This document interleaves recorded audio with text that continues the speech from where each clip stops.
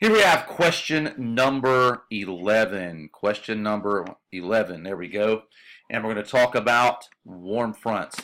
What will be the effect of a warm front moving into an area? Now, when we studied warm fronts, we realized that warm fronts, I'm just going to abbreviate, warm fronts bring light rain and drizzle to showers.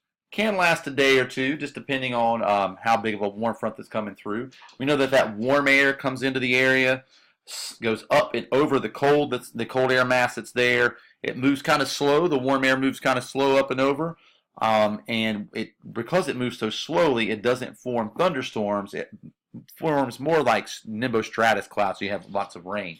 Now, what will happen? Will light precipitation begin as the front arrives? Well, that sounds good. And remain after the front is gone. So the front is gone. Does the rain stay there?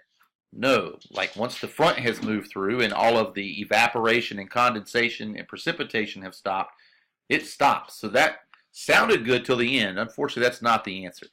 Light precipitation, I'm digging that one, will begin. Yep, there we go again. As the front arrives, and clear after the front is gone.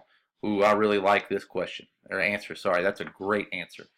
Skies will clear. Okay, do skies clear with any of our fronts? No, every front that we have brings some type of rain. So C cannot be the answer, and you'll notice skies will clear. D will not be the answer, which leaves us with the one we thought it was, B, as our best answer.